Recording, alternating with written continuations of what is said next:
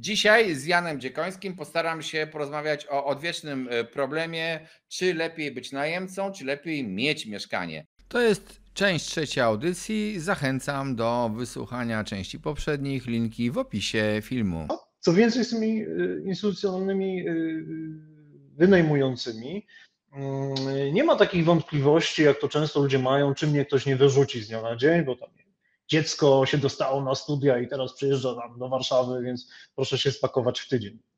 Gdzie oczywiście my jako najemcy, no to nie ma prawa, że ktoś nas wyrzuca w ten sposób, to tak przy okazji, że tak powiem, nadmienię. Ale no, takie próby są, bo w Polsce ludzie często nie znają prawa, nawet nie wiedzą, że istnieje ustawa o ochronie lokatorów i to nie wiedzą Tak, zarówno wynajmujący, jak i najemcy. ale to A nawet z czasami kodeksu wynajmujący cywilnego. wiedzą, ale najemcy nie wiedzą, więc są robieni w różne w konia, powiedziałbym. Tak to Tak. wygląda faktycznie. Ale to nawet już wiesz, z kodeksu cywilnego wynika, że jak mamy umowę terminową, no to nie można jej rozwiązać w trakcie.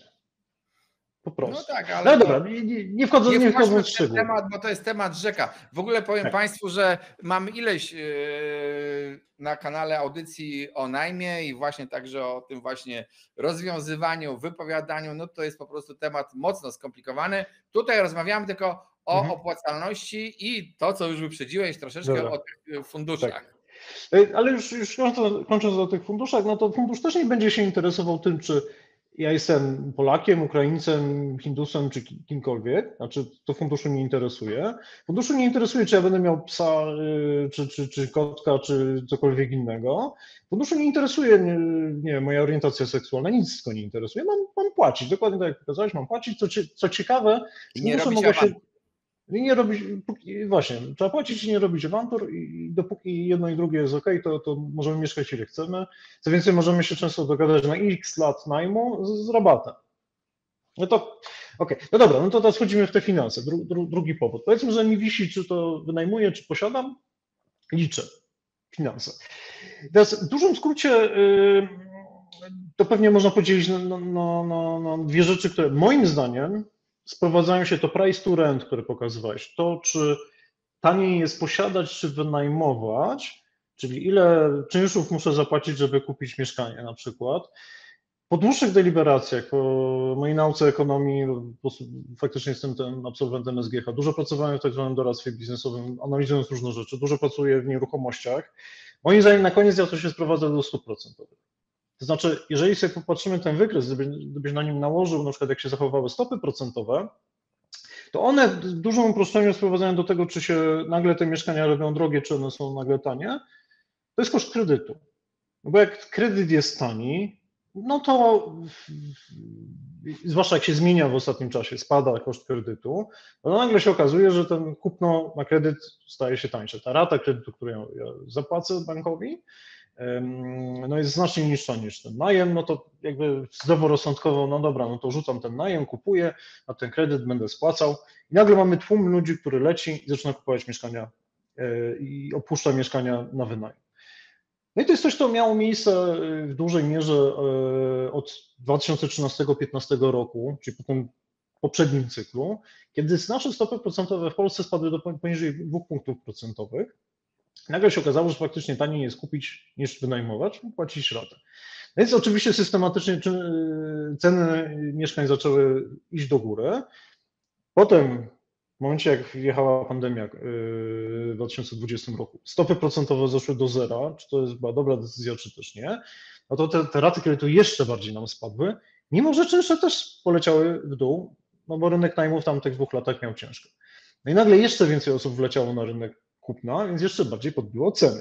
Ale wtedy też jeszcze był jeden czynnik. Ludzie, którzy mieli jakieś pieniądze, po prostu uciekali z tego rynku, uciekali z lokat, z banków, wyjmowali pieniądze, pędzili kupić, bo się bali, że uważali, że cokolwiek dostaną, albo nawet jak takim owczym pędem, jak nie dostaną, to kupię mieszkanie, mam i je posiadam i nic nie stracę. I ci w ogóle ostatnie, co powiedziałem, owczym pędem kupili mieszkanie, mają i go nie wynajęli, to w ogóle dla mnie jak geniusze biznesu, bo oni tak naprawdę już tracą, w tej chwili tracą i ja tylko czekam, kiedy te ich mieszkania wypłyną na rynek, również owczym pędem, wszystkie w tym samym terminie. Tak jak razem kupowali, tak będą razem sprzedawać. Tak, bo teraz sytuacja jest, jakby się odwróciła jakby o 180 stopni. Mimo że czynsze wzrosły skokowo, one po Ale pierwsze, nie tak jak raty.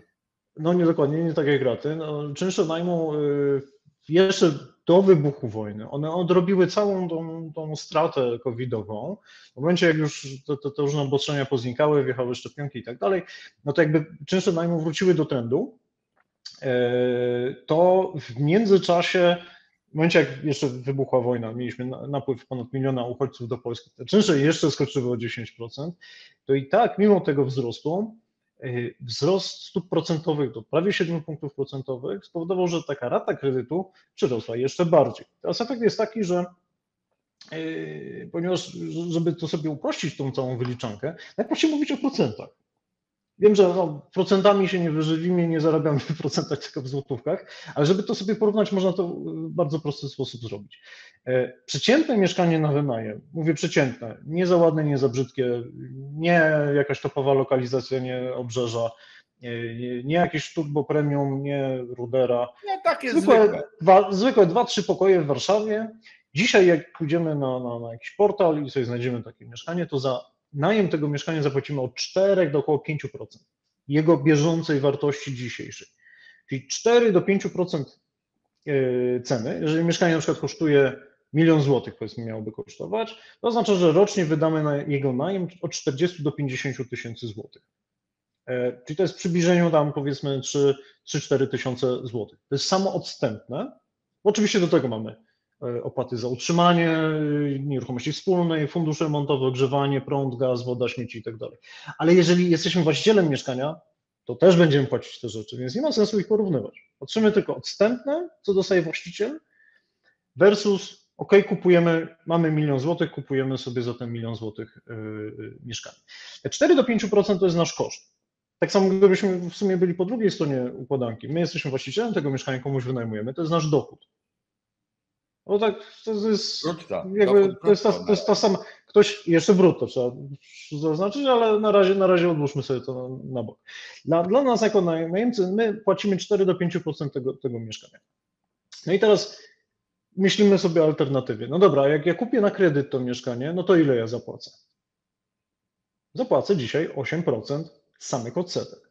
Znowu odcinam ratę kapitałową, bo ludzie też patrzą na całą ratę, no oczywiście musimy mieć gotówkę na tą ratę, no ale tak naprawdę ten kapitał, który nadpłacamy, no to nie jest koszt. Tak naprawdę no my nadpłacamy sobie ten kapitał w mieszkaniu. Odsetki to jest nasz koszt.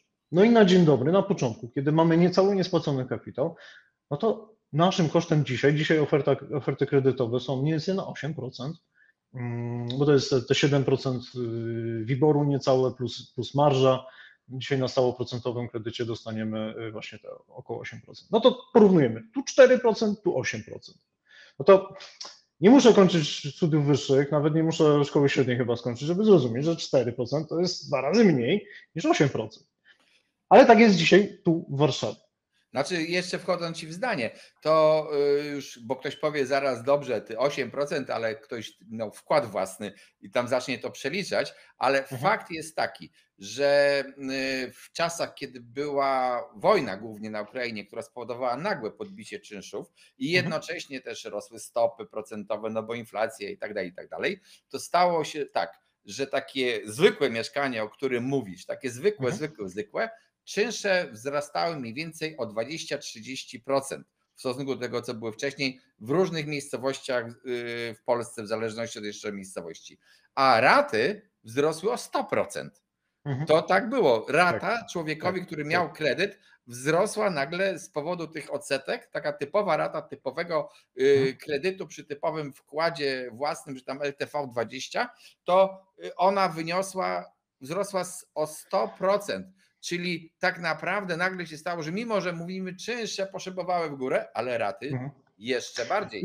A dzisiaj czynsze spadają, bo nagle się okazuje, jest więcej ofert najmu, już nie ma tego naporu Ukraińców, już ten szał minął i te czynsze na razie powoli tak jeszcze powoli, ale spadają. Tak. A czy raty też przestały rosnąć oczywiście No tak. i ten wzrost, o którym ty mówisz, to też miał ten, kto spekulował na kredytach, ten, kto zdecydował się na wzięcie kredytu o zmiennej stopie, nie wybrał kredytu o okresowo stałej stopie, a oczywiście część osób powie, no tak, ale nie było takich kredytów do 2019 roku, owszem, ale od 2020 roku czy potem 2021 każdy może swój bank poprosić o przejście na okresowo stałą. Ale nie było to popularne też chyba, prawda? Nie było popularne, bo Polak woli spekulować.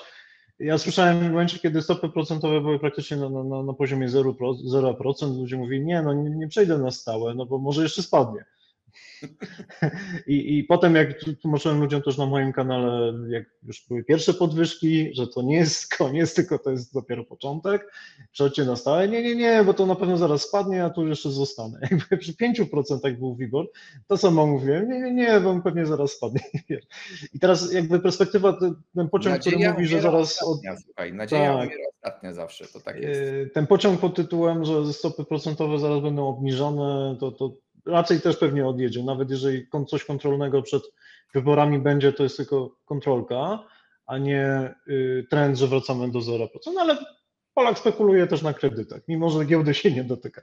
No ale dobra, powiedzmy, że nie kupujemy na kredyt, albo dostaliśmy super spadek, albo nie wiem, skądś mamy ten 1 000 000 złotych, możemy kupić też za gotówkę to mieszkanie. No dobra, no to owszem, mogę podjąć taką decyzję. Powiedzmy, że wszystko jedno, czy jestem właścicielem, czy najemcą, patrzę tylko na finanse. No tak, no to dzisiaj mogę ten 1 000 000 kupić mieszkanie, które mnie kosztowałoby jako najemcy 4-5%, no ale mógłbym je włożyć też na obligacje, powiedzmy, skarbowe indeksowane inflacją, dajmy na to. Na dzień dobry płacą 7%, a po roku płacą dobrze ponad 10% w tej chwili. No i to jest też koszt utrzymywania tego 1 000 000 złotych. 1 000 000 złotych to się nazywa w ekonomii koszt alternatywny. Jeżeli na lokacie mogę dostać 8-10%, bo znowu takie lokaty gdzieś tam się zaczynają pojawiać, no to nawet po podatku Belki, no to jest na czysto ponad 6%. To znaczy, że jestem w stanie zarabiać więcej, posiadając jakoś inaczej, inwestując te pieniądze. No i oczywiście ktoś powie, no tak, ale najemca, jestem przegrywem, przesuwam to, patrzę na razie na finanse. No tak, ale obligacje nie zyskują na wartości, bo drugim argumentem takim, że no nawet jeżeli ja więcej płacę za na przykład ten kredyt albo kupię to mieszkanie nawet za gotówkę i nawet jeżeli to się mniej opłaca niż ten najem, no to ktoś powie, no tak, ale przynajmniej będę zyskiwał na wzroście wartości tych mieszkań.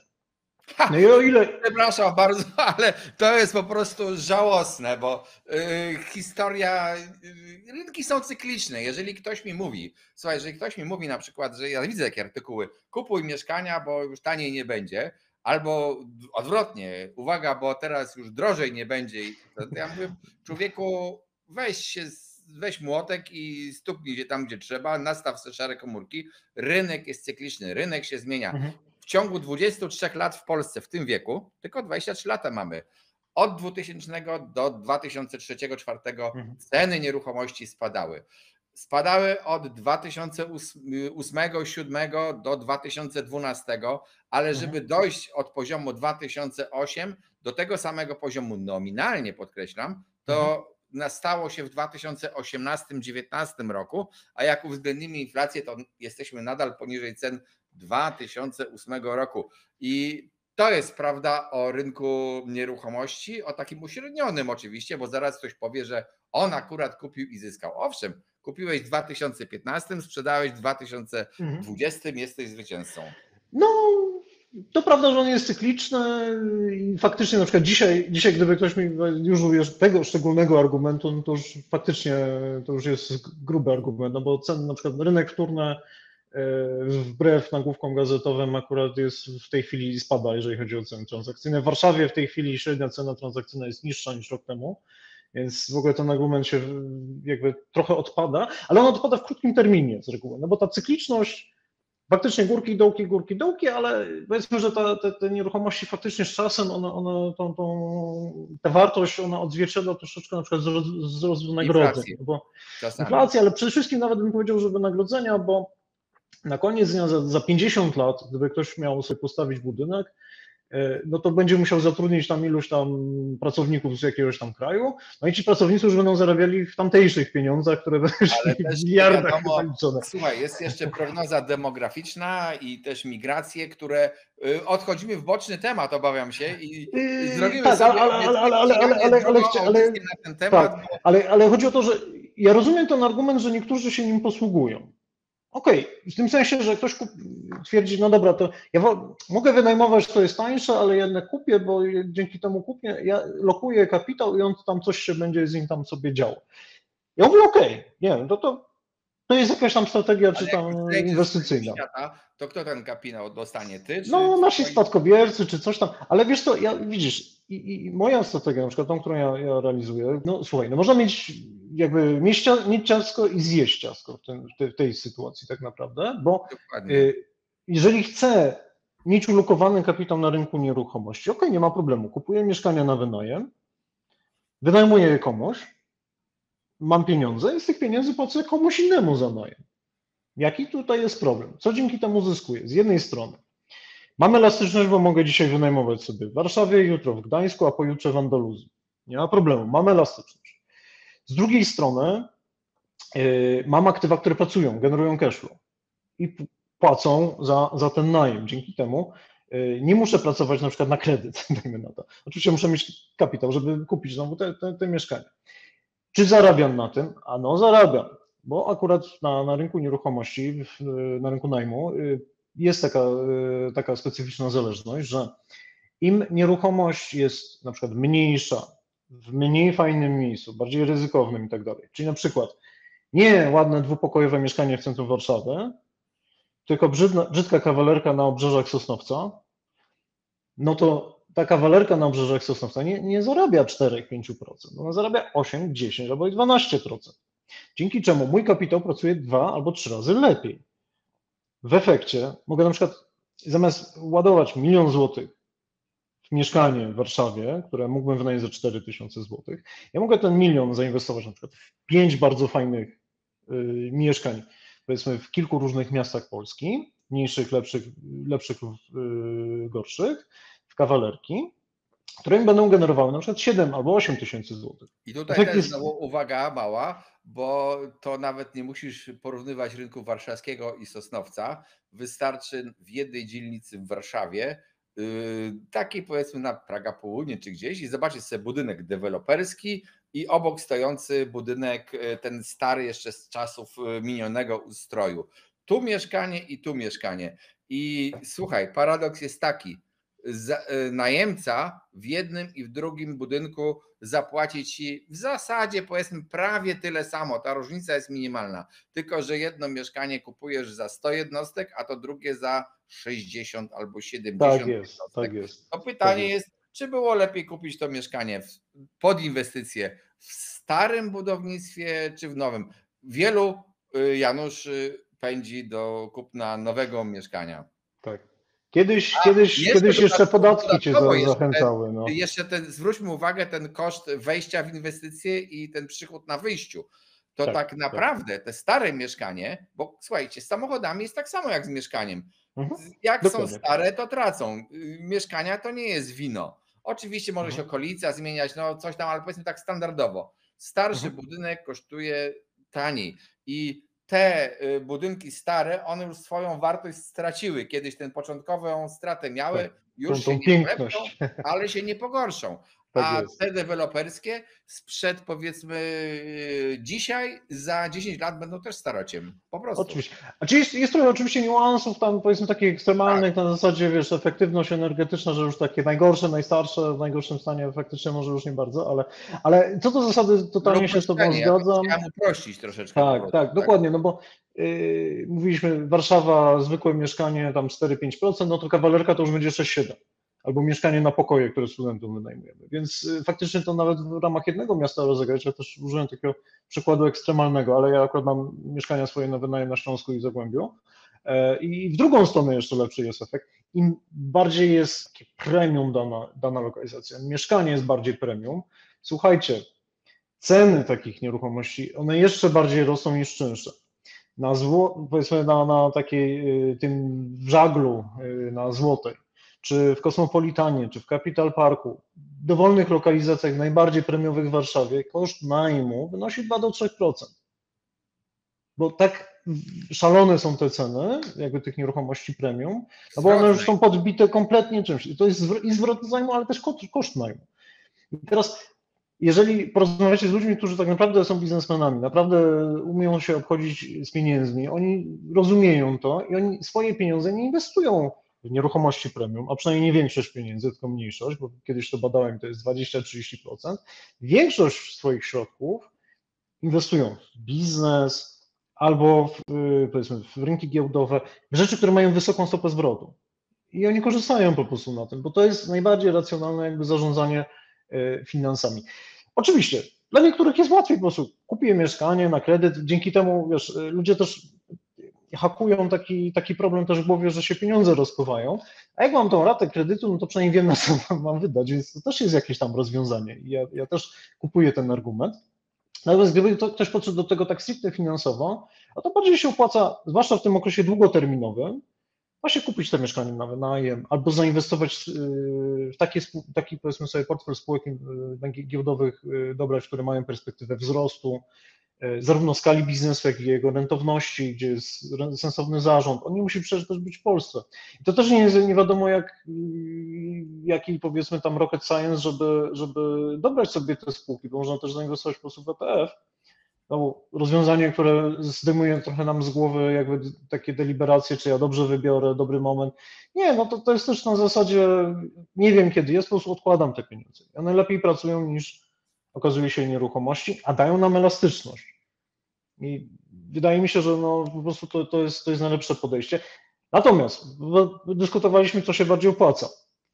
Jeżeli stopy procentowe znowu by spadły mocno w dół, no to znowu się odwróci ta cała dyskusja, bo nagle się znowu okaże, że to jednak to kupno na kredyt, ale w danym momencie, nie ten wcześniejszy, ten w danym momencie, on się pewnie przez długi czas będzie bardziej opłacał niż najem. Ten najem pewnie znowu będzie musiał jakoś tam dogonić z powrotem, ale wiecie, ta sytuacja się trochę odwróci. Znaczy podsumowując, w ogóle bym powiedział, ten rozdział naszej audycji to jest tak. Czy chcesz być najemcą, czy chcesz być właścicielem mieszkania? Nie ma jednoznacznej odpowiedzi. Rynek nieruchomości, jak wszystkie rynki, jest cykliczny. Raz jedno jest bardziej opłacalne, raz drugie. I chyba jest też najważniejsze to, co powiedziałeś na początku audycji, że wiele osób teraz zmienia im się mentalność życia i nasze życie się zmienia. I jeżeli zakładamy, że chcemy być osobą wolną, to wtedy musimy preferować najem. Jeżeli wolną w sensie przemieszczania się po świecie, zmiany miejsca pracy i tak dalej. Jeżeli natomiast chcemy gdzieś osiąść, no to wtedy raczej kupno. To bym tak podsumował. No przepraszam Państwa, że nie daliśmy jednoznacznej odpowiedzi, ale prawda jest taka, że to jest pytanie z gatunku jajko czy kura, co było pierwsze. Ja bym nawet bardziej powiedział, że no, to jest bardziej pytanie z gatunku, co my chcemy. Każdy sam sobie musi odpowiedzieć na to pytanie. Tak samo jakbyśmy zadali pytanie, jaki kupić samochód, to też nie ma jednoznacznej odpowiedzi, bo to zależy, wiesz, chce się bawić, kupuje Roadstera. Korzysta, zauważ, teraz wiele osób się przerzuciło na jakieś ileś lat temu, zamiast kupować to leasingują te samochody, Tak. ale też zaczynają być popularne auta na minuty, korzystanie z wypożyczalni, bo na przykład jak mieszkasz w Warszawie, to wiele samochodów w ogóle, ja widzę w okolicy swojej, niektóre tygodniami nawet nie odjechały ze swojego miejsca, bo to jest tak niewygodne miasto do jeżdżenia samochodem, że ludzie wolą dotrzeć komunikacją na piechotę, rowerem, hulajnogą w różny sposób, więc pytanie, po co mieć to pudło blaszane? Tym bardziej, że raz chcesz jechać samochodem w trasę, to potrzebujesz samochód do autostrady, a potem chcesz jechać w teren, no to potrzebujesz inny samochód, tak? Tylko tu jest jedna ważna rzecz w tym wszystkim. To twoje podsumowanie jest doskonałe. Natomiast ja bym przestrzegał albo nakłaniał przynajmniej ludzi do tych, którzy się decydują na wynajem, czy to samochodu, czy tam mieszkania i tak dalej, inwestujcie. Nie róbcie tak, że to, czego nie wydaliście w takim razie na ten wkład własny, czy na coś tam, to teraz wy przerąbiecie na różne rzeczy. Balangę, tak, to różnie na balangę. To jednak odkładajcie, inwestujcie te pieniądze, bo to, co powiedziałem, tam wyliczanka i tak dalej, że to się bardziej opłaca, to jest pod warunkiem, że my też nasze środki w jakiś sposób coś z nimi robimy, a nie, że one sobie leżą na nieoprocentowanym koncie albo my je wszystkie wydajemy na konsumpcję. Jeżeli będziecie inwestowali, odkładali, to tak. Słuchajcie, chciałem podziękować Janowi za audycję. Tematów na przyszłe audycje nam się narodziło sporo, bo moglibyśmy dużo powiedzieć. Tak jest. Zachęcam Was, jeżeli interesują Was nieruchomości, subskrybujcie mój kanał, piszcie w ogłoszeniu, zaglądajcie do Jana również na kanał, link na dole. Zapraszam serdecznie. Piszcie nam w komentarzach, co chcecie, kolejne tematy. Zapraszam również na oczywiście szkolenia na Syment24.pl. Cześć, trzymajcie się. Dziękuję serdecznie.